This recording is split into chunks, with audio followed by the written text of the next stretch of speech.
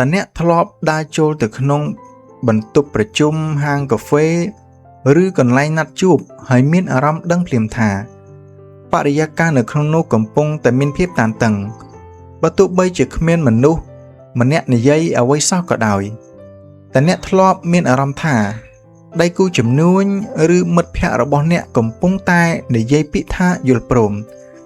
តែទឹកមុខនិងកាយវិការរបស់គេហាក់ដូចជាកំពុងបង្កប់នូវភាពទើសតល់និងមិនពេញចិត្តដែរឬទេតាមពិតទៅមនុស្សយើងប្រើប្រាស់ពាក្យសម្ដី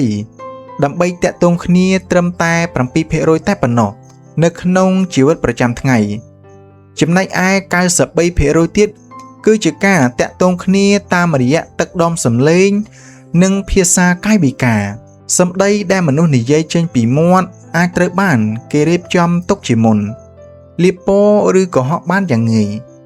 ប៉ុន្តែរាងកាយចលនាដៃជើងនិងខ្សែភ្នែកគឺមិនចេះភូតកុហកឡើយពីព្រោះវាត្រូវបានបញ្ជាដោយប្រព័ន្ធប្រសាទមិនដឹងខ្លួន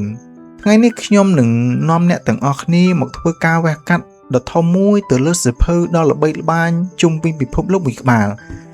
ដែលមានចំណងជើងថា How to read a person like a book របៀបអានមនុស្សឲ្យធ្លុះដូចអានសៀវភៅនិពន្ធដោយលោក Gerard Nierenberg និងលោក Henry Calero សៀវភៅនេះនឹងបង្រៀនឲ្យយើងមានភ្នែកទិព្វ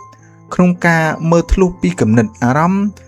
និងចេតនាពិតប្រាកដរបស់មនុស្សជុំវិញខ្លួនតាមរយៈចលនាតូចៗដែលពួកគេបញ្ចេញមកវានឹងផ្លាស់ប្ដូររបៀបដែលអ្នកសម្លឹងមើលមនុស្សជារៀងរហូតចំពោះទី1វិធានមាសក្នុងការអានកាយវិការមុននឹងយើងចូលទៅដល់ការបកស្រាយកាយវិការនីមួយៗលោក Nierenberg និងលោក Calero បានពន្យល់ពីវិធានការដ៏សំខាន់បំផុតមួយ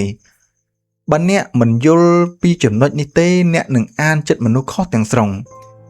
វិធាននោះគឺកុំកាត់សេចក្តីតាមរយៈកាយវិការតែមួយមុខអ្នកនិពន្ធបានប្រៀបប្រដូចកាយវិការមនុស្សទៅនឹងពាក្យសម្ដីនៅក្នុងភាសាអក្សរសាស្ត្រពាក្យមួយម៉ាត់មិនអាចបង្កើតបានជាប្រយោគដែលមានន័យពេញលេញបានឡើយលុះត្រាតែវាផ្សំគុំជាមួយពាក្យដទៃទៀត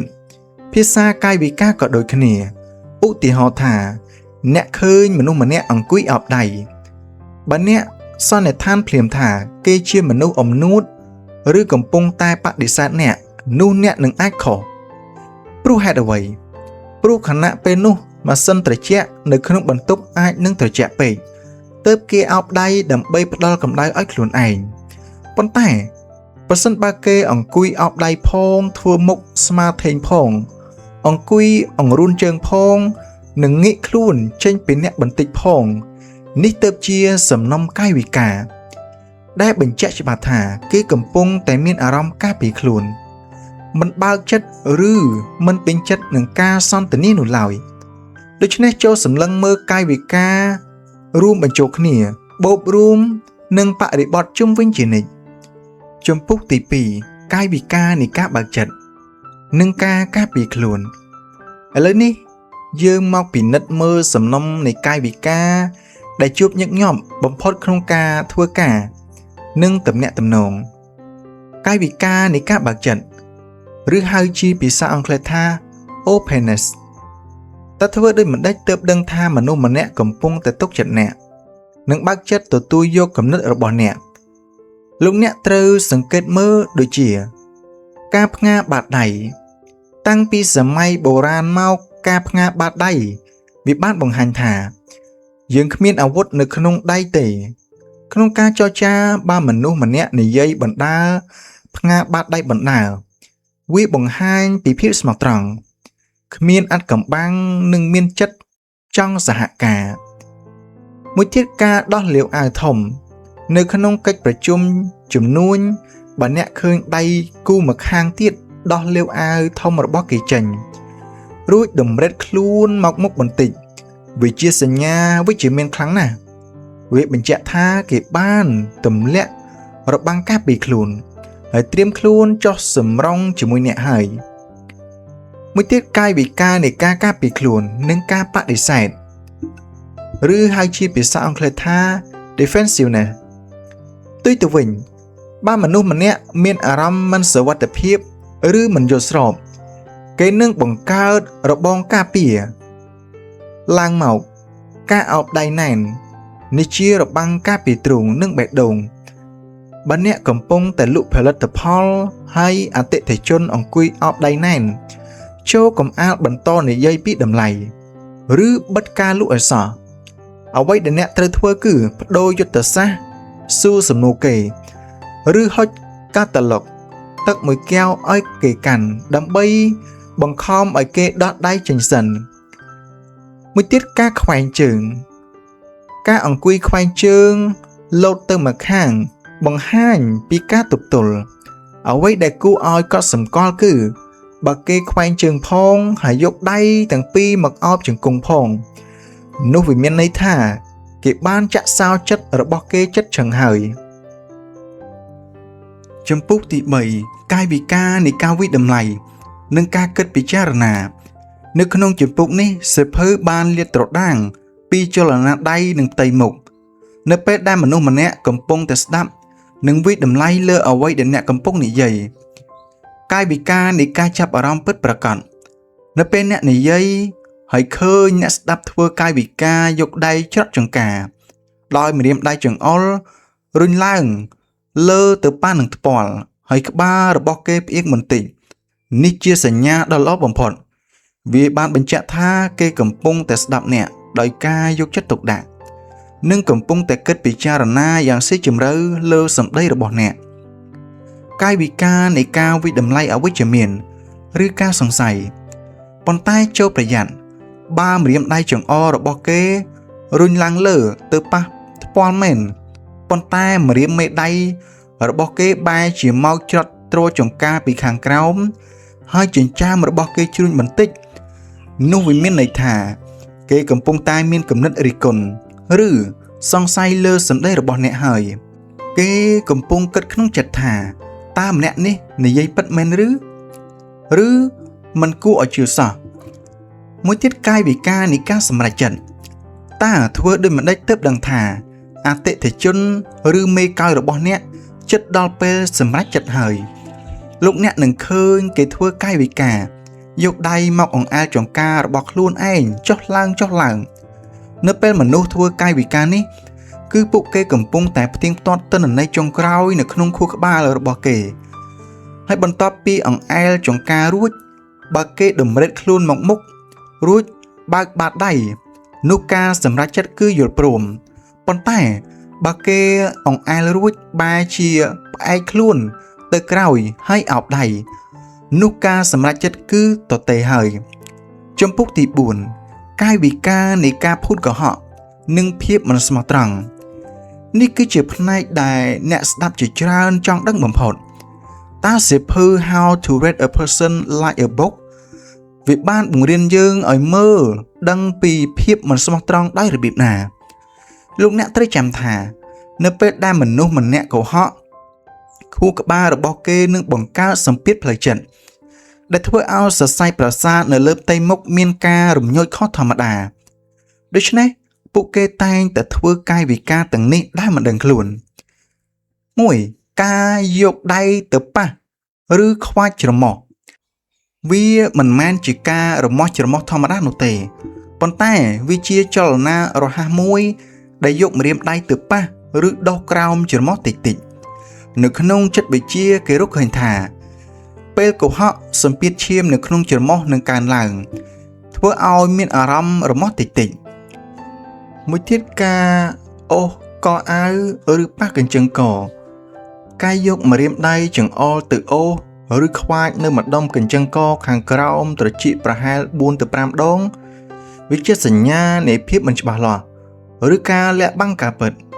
គេកំពុងមានអារម្មណ៍ក្តៅក្រហាយនិងខ្វះទំនុកចិត្តលើអ្វីដែលខ្លួនឯងកំពុងនិយាយមួយចំណុចទៀតគឺការយកដៃបាំងមាត់ឬក្អកបញ្ឆោតនៅពេលក្មេងៗកុហកពួកគេតែងតែយកដៃទាំងពីរមកខ្ទប់មាត់ភ្លាមលុះដល់ពេលពេញវ័យខួរក្បាលបានកែប្រែចលនានេះឲ្យទៅជាមានភាពទន់ភ្លន់ជាងមុនគឺការយកដៃមកប៉ះបបូរមាត់ឬការធ្វើពុតជាក្អកស្រាលៗ ឬយកដៃបាំងមាត់វាជាយន្តការមិនដឹងខ្លួនក្នុងការព្យាយាមខាត់ពីកុហកមិនឲ្យចេញពីមាត់ចំពុកទី5កាយវិការនៃភាពធន់ទ្រាំនិងការចង់បញ្ចប់ការសន្ទនានៅក្នុងការទំនាក់ទំនងប្រចាំថ្ងៃការដឹងថាពេលណាអ្នកដទៃធុញទ្រាន់នឹងយើងគឺជាការគួរសមនិងជាយុទ្ធសាស្ត្រដ៏វៃឆ្លាតកាយវិការធុញទ្រាន់ខ្លាំងនៅពេលអ្នកនិយាយហើយឃើញអ្នកស្ដាប់យកក្បាលទៅទប់ឬផ្អែកទៅលើបាតដៃទាំងស្រុងនោះមិនមែនជាការស្ដាប់ដោយការយកចិត្តទុកដាក់នោះទេគេយកដៃទប់ក្បាលព្រោះតែគេងងុយគេងឬធុញទ្រាន់ខ្លាំងរហូតដល់បើមិនយកដៃទប់ទេ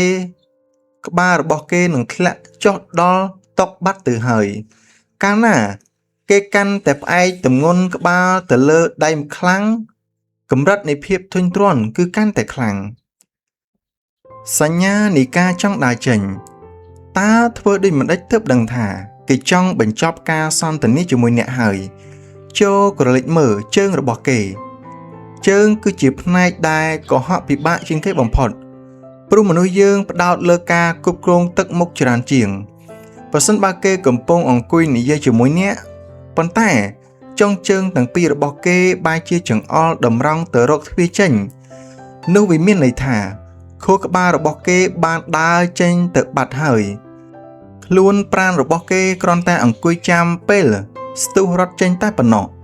កាយវិការមួយទៀតគឺការយកដៃទាំងពីរមកច្រត់លើជង្គង់រួចតម្រិតខ្លួនមកមុខបន្តិចវាជាសញ្ញាបញ្ជាក់ថាតើខ្ញុំត្រូវទៅហើយជារួមមកប្រិយមិត្តអ្នកស្ដាប់ទាំងអស់គ្នាការសង្ខេបសៀវភៅ How to Read a Person Like a Book របស់លោក Gerard Nirenberg និងលោក Henry Calero នៅថ្ងៃនេះបានផ្ដល់ឲ្យយើងនៅកញ្ចក់ឆ្លោះចិត្តដ៏មានតម្លៃមួយការរៀនអានភាសាកាយវិការមិនមែនដើម្បីឲ្យយើងទៅដើរចាប់កំហុសទៅសង្ស័យឬទៅដាក់សម្ពាធលើមនុស្សជុំវិញខ្លួននោះទេប៉ុន្តែផ្ទុយទៅវិញគោលបំណងពិតប្រាកដរបស់អ្នកនិពន្ធគឺចង់ឲ្យយើងប្រើប្រាស់ចំណេះដឹងទាំងនេះដើម្បីបង្កើតការយល់ចិត្តពិតប្រាកដនៅពេលអ្នកដឹងថាមិត្តភ័ក្តិរបស់អ្នកកំពុងធ្វើកាយវិការការពារខ្លួនអ្នកអាចបដូរប្រធានបទនិយាយដើម្បីឲ្យគេមានអារម្មណ៍ធូរស្រាលនៅពេលអ្នកដឹងថាអតិថិជនរបស់អ្នកកំពុងតែមានសញ្ញាសង្ស័យអ្នកអាចផ្ដល់ព័ត៌មានបន្ថែមដើម្បីបង្កើតទំនុកចិត្តការអានកាយវិការធ្លុះធ្វើឲ្យអ្នកក្លាយជាមនុស្សម្នាក់ដែលវៃឆ្លាតខាងផ្លូវចិត្តឬហៅជាភាសាអង់គ្លេសថា High EQ មិននិយាយពាក្យខុសកលៈទេសៈនិងដឹងសុខទុក្ខអ្នកដទៃដោយមិនចាំបាច់ឲ្យគេហាប់មាត់ប្រាប់សូមអរគុណបងប្អូនប្រិយមិត្តទាំងអស់គ្នាជាខ្លាំងសម្រាប់ការចំណាយពេលវេលាដ៏មានតម្លៃមកចូលរួមដំណើរស្វែងយល់ពីអាថ៌កំបាំងនៃរាងកាយជាមួយគ្នានៅថ្ងៃនេះប្រសិនបើអ្នកមានអារម្មណ៍ថាវីដេអូសង្ខេបសៀវភៅនេះមានប្រយោជន៍និងចង់រៀនសូត្រពីចិត្តវិទ្យាបន្ថែមទៀតចូលកុំភ្លេចចុច like ចុច share ទៅកាន់មនុស្សជាទីស្រឡាញ់របស់អ្នកជាចុងក្រោយតើអ្នកធ្លាប់ចាប់អារម្មណ៍ឃើញកាយវិការណាមួយក្នុងចំណោមកាយវិការខាងលើពីមនុស្សជុំវិញខ្លួនដែរឬទេសរសេរប្រាប់ខ្ញុំនៅក្នុងប្រអប់ខាងមុនខាងក្រោមផងសូមជូនពរឲ្យអ្នកទាំងអស់គ្នាមានទំនាក់ទំនងល្អនិងជោគជ័យនៅក្នុងជីវិត